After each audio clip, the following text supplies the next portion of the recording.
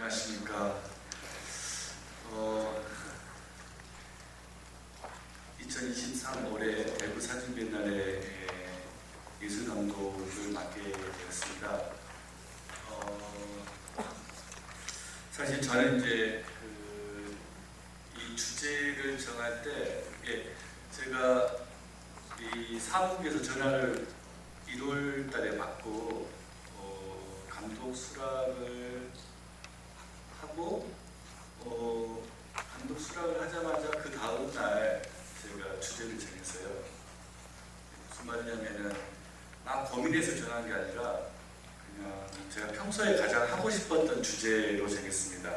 무슨 말이냐면 저는 저는 이제 고등학교 때 사진을 시작했는데요. 저희 매형이 카메라를 하나 바꾼다고, 그 다음에 옛날 카메라를 저한테 주고 싶대요. 그래서 그게 캐논 카메라인데, 그래서 그 카메라를 고등학교 때 받고 밤새 내내 혼자서 빈 필름 넣지 않고 이렇게 셔터 누르고 셔터 소리 듣고 셔터 누르고 셔터 소리 듣고 이런 추억이 있었고, 거기에 빠져서 지금까지 제가 이 사진의 길로 온 것 같습니다. 제가 이제 사진을 저도 많이 찍었고, 저는 이제 이론가이자 또 사진 작가이기도 하는데요. 그래서 사진을 많이 찍고 뭐 사진 이론도 공부하고 뭐 전시 기획도 제가 해봤는데 해외에 나가서도 여러 전시들 많이 받고, 또 제가 프랑스에서 한 10년간 사진 이론 공부를 하고 왔습니다. 근데 쭉 보면서 느꼈던 생각이 뭐냐면 대부분 사진 전시의 주제가 카메라 바깥의 외부 대상이었어요. 그래서 뭐 환경 문제랄지 기후 문제랄지 뭐 여성 문제, 소수자, 뭐 혹은 작년 같은 경우에 재작년 같은 경우에 뭐 디아스 재난 같은 문제, 뭐 이런 소위 어떤 사진 외적인 주제, 그러니까 사진이 아니어도 문학이나 혹은 영화나 혹은 뭐 페인팅, 회화나 이런 전시도 충분히 할 수 있는 그런 주제였죠. 근데 저는 이제 제가 주제를 선택하게 된 것은 뭐냐면 사진 그 자체에 대한 전시는 없을까라고 생각을 했습니다. 왜냐하면 저의 모든 관심사는 환경도 아니고 이주도 아니고 소수자도 아니고, 그래서 저는 매번 학교에서 학생들을 가르칠 때 사진을 가르치고 사진에 대해서 같이 토론하고, 곰곰이 생각해봤더니 저의 카메라에 제가 사진을 찍을 때도 항상 나무를 찍을 때도 혹은 뭐 바다를 찍을 때도 인물을 찍을 때도 그 피사체에 관심 있는 게 아니라 피사체를 향하는 그 사진 카메라, 뭐 필름, 사진 매체 그 자체에 대해서 제가 관심이 있었음을 알게 되고, 그렇다면 제가 항상 꿈꾸었던 그 사진이란 무엇인가, 사진 매체가 회화랑 문학 작품이랑 어떻게 다른가, 막 이런 식으로 한번 전시를 해보면 어떨까. 아마 제 생각에는 여기 앉아 계신 많은 분들이 아마 한 번쯤은 이런 생각을 저는 해보셨을 거라고 저는 생각합니다.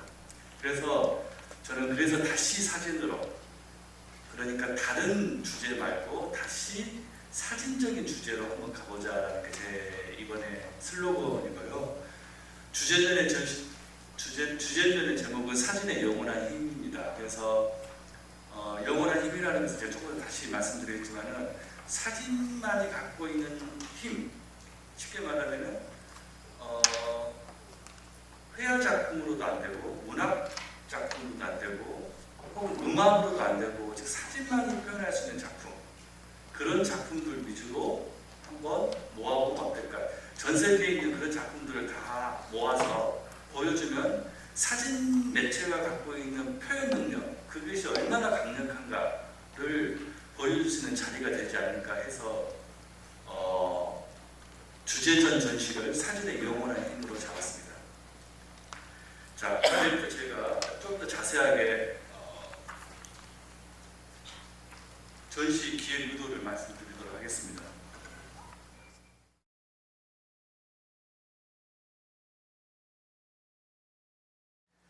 네, 제가 발표를 하게 될 주제는 현대미술을 주도하는 사진의 저력이라고 되어 있는데요. 조금 약간 과장인가? 너무 오버하는 거 아니야? 이렇게 느끼실 수도 있겠습니다만 사실은 그렇지는 않죠. 이거는 이제 팩트에 가깝다고 볼 수가 있는데요. 왜냐하면 우리 그 감독님께서 발표하시면서 말씀드렸다시피 이미 1980년대 이후 세계에서 가장 중요한 비행단에 대해서 사진의 비중은 압도적으로 많아졌죠. 그리고 미술 시장에서 사진 작품들이 팔려나가는 것도 저는 시장 논리를 그렇게 썩 좋아하는 편은 아닙니다만 과거와 비교할 수 없을 정도이죠. 이 자리에 오신 분들이 아마 대부분 제가 볼 땐 사진 하시는 분들인 것 같고요. 여기 보니까 존경하는 이제 대구의 원로 선생님들도 계시고 제가 아는 선배 동료 후배분들도 보이는데 저는 1980년대 사진을 공부를 하기 시작했습니다. 그래서 그때 당시 분위기를 잠깐 말씀드리자면 사진학과를 다니는 학생 입장에서는 나중에 졸업하고 성당에서 뭘 할래? 라고 물어보면 꿈이 있죠. 그 꿈이라 하면 위대한 사진가가 되는 것, 그레이트 포토그래퍼가 되고 싶다라는 것이 이제 대부분 이제 그 선배들 친구들의 희망사항이었는데 그때 이 그레이트 포토그래퍼는 오늘날 얘기하는 이른바 미술학과 우리 감독님께서 말씀하셨던 신디 셔먼의 차례처럼 사진을 활용하는 아티스트가 아니고 말 그대로 포토그래퍼였어요. 그리고 그 당시에 위대한 포토그래퍼라고 할 때는 그렇죠. 여러분 다들 잘 알고 계시는 까르페 드레스이나 윌 스미스 같은 오늘날의 개념에서 말씀드리자면 포토 저널리스트인 것이죠. 그런데 지금 이제 80년대, 90년대 이때부터는 전범이 달라지는 것이죠. 모범으로 삼을 만한 그레이트 포토그래퍼가 과거의 포토 저널리스트에서 지금은 아티스트. 왜냐? 이 현대 미술계에서 가장 중요한 작가분들을 이렇게 리스트업을 해보면 압도적으로 사진가들 수가 많다는 것입니다. 그래서 오늘 약간의 이 수사가 들어가 있습니다만 과장 아닌 팩트로서의 사진이 어떻게 현대미술을 주도하는 모델이 되게 되었나요? 가지만 살펴보려고 합니다. 일단 먼저 말씀드리려고 하는 내용은 실상 현대미술의 중심축으로 사진 갑작스럽게 들어오게 된 것은 아니고 정차적인 과정을 밟아가죠. 그래서 그 과정 쭉 살펴보고 나서 현대미술 속에서 사진이 어떤 다양한 형태로 힘을 발휘하고 있는가 이 내용을 정리해 보려고 합니다. 그렇죠. 브루스키 여러분들 가장 아마 이제 미술 시장에서 가장 널리 알려져 있고 주목받고 그리고 그렇죠. 일약 스타라고 얘기할 수 있는 작가죠. 왜 이 사진이 그토록 주목을 받았을까요? 1990년대 이후에 이 이른바 이제 düsseldorf 스쿨의 사진 작가들 아티스트죠. 이분들이 좀 미술 시장으로 이제 편입되는 과정이 있긴 합니다만 역시 미술 제도가 이러한 형태에서 발견했던 것은 기존의 예술 매체들이 가지고 있지 못했던 새로운 가시성들을 보여주고 있기 때문이죠. 엄청나게 경험하죠. 인간의 눈으로는 저렇게 볼 수가 없죠. 창고형 매장인데요. 그리고 우리가 창고형 매장에 가서 저 많은 물건들을 하루 종일 뛰어다니면서 모은다 할지라도 다 기억할 수 없습니다. 하지만 카메라는 이 모든 것들을 기억하죠. 유관한 한계를 극복한다는 것입니다. 그러니까 결국 카메라라고 하는 시각 장치는 인간의 시각과 가장 유사하게 세계를 보지만 그 이상으로 우리가 카메라에 의지하는 이유는 육안의 한계를 어느 정도 이제 극복하고 있고, 그것도 테크놀로지가 발전 나가는 과정에서 무한히 극복해 나가는 게 있습니다. 그 과정에서 사람은 눈으로는 보지 못했던 새로운 세계들을 볼 수 있도록 해준다는 사실, 이 점이 사진이 지닌 가장 중요한 힘이다라고 말씀을 드리겠습니다.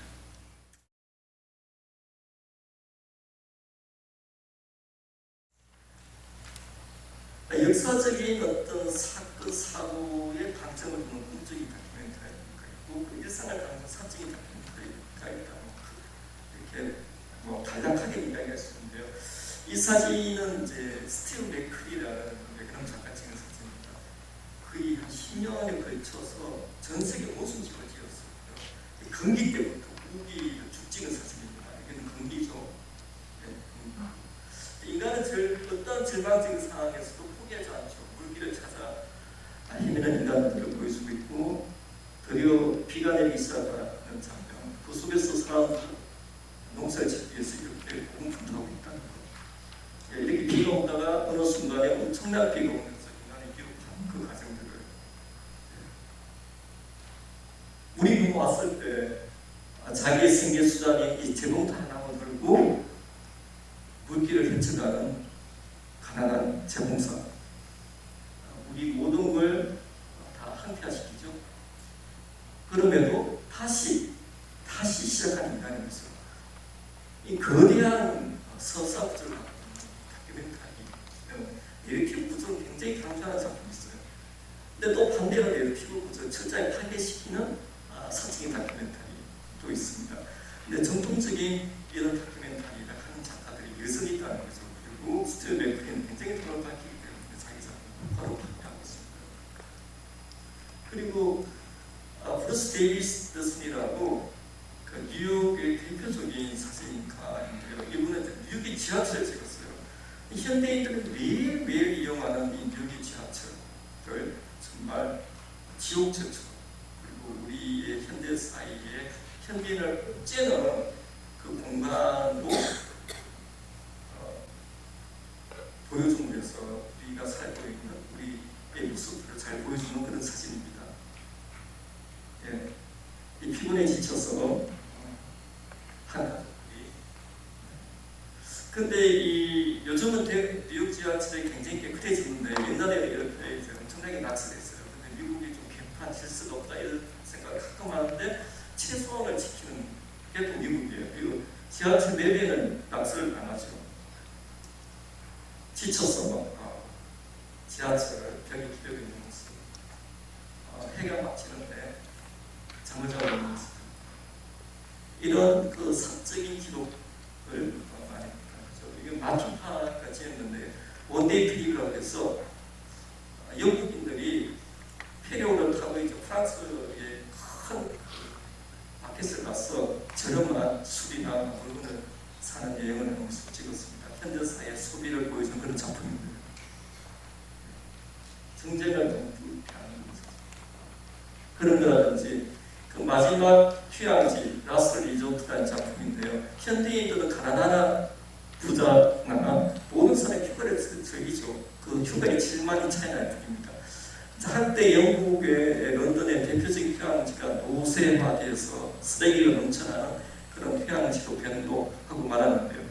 그곳에서는 여전히 사람들이, 가난한 사람들이 휴가를 지키는, 즐기는 그런 모습을 기록했어요.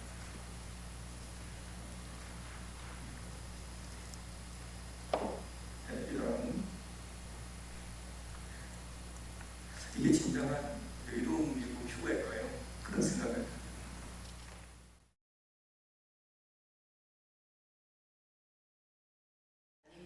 지금은 영국 왕립 사진협회라고 불리는 영국 사진협회에서 기획을 했어요. 그리고 파리 사진협회랑 같이 콜렉티브 전시로 콜라보처럼 전시를 했었는데요. 1009점 정도 나왔습니다.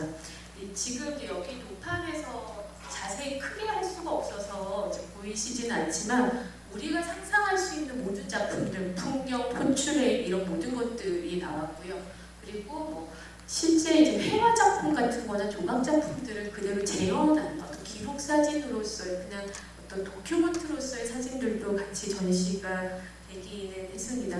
이 전시는 남북박람회만큼 인기를 누리지는 않았지만 어쨌거나 사진 탄생의 한 20년 직후에 사진을 미술관으로 처음으로 공식적으로 호명해줬다는 점에서는 굉장히 의미를 갖기는 합니다.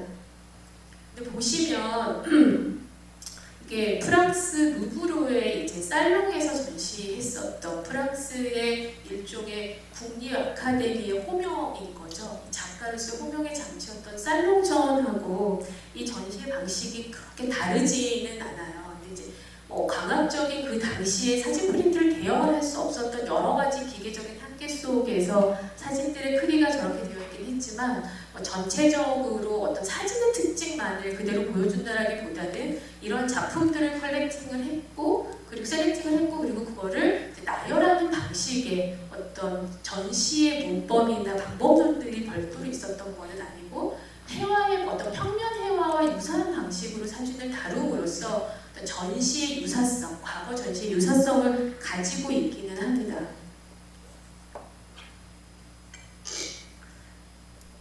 그랬던 사진전이 18세기, 19세기를 지나서 이제 2000년대, 20세기 들어오면 확연히 좀 달라지게 돼요. 오늘 뭐 우리 그 대구 사진비엔날레가 올해 표방하고 있는 사진의 힘과의 어떤 연관성을 이때부터 가게 될 텐데 왼쪽은 1909년에 드레스덴에서 있었던 세계 사진전의 포스터입니다.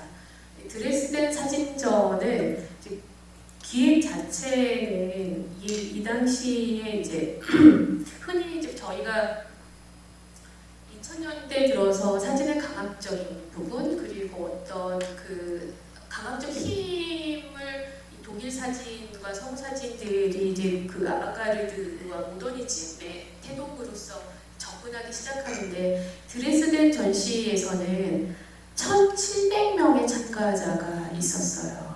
네, 이제 이 전시처럼 모두가 참가하는 방식이기는 하였으나 드레스덴 전시에서는 1900년도에 모든 사진, V&A에서의 사진전과는 또 다른 의미에서의 모든 사진이었는데요. 뭐 엑스레이 사진, 그 다음에 뭐 기록 사진, 그리고 병원에서 쓰고 있는 사진, 이 모든 것들 우리가 뭐 그 다음에 광학사,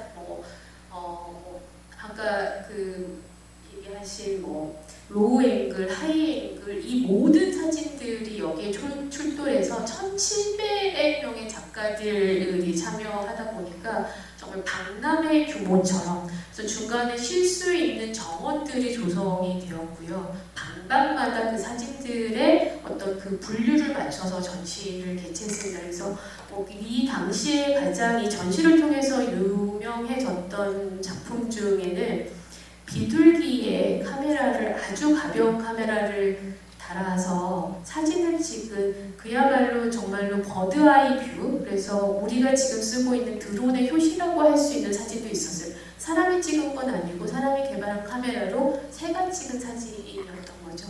그래서 그 당시에 어떻게 생각하면 카메라라는 광학장치를 이용해서 얻을 수 있는 모든 시각적 결과물을 보여주는 전시가 드레스덴의 1909년 전시였고요. 이 전시는 그 당시에 아방가르드 작가들에게 굉장히 많은 영향을 미치게 됩니다. 그래서 사진이라는 게 어떤 영역을 넘나들 수 있고 사진의 기록성이라는 게 예술성과 분리될 수 없다라는 거에 대한 부분 그리고 사진이라는 거를 전시장에 불러들이는 방식에 있어서 가장 어떤 모더니즘의 시초로서 불려지는 게 이 드레스덴 전시입니다. 독일어를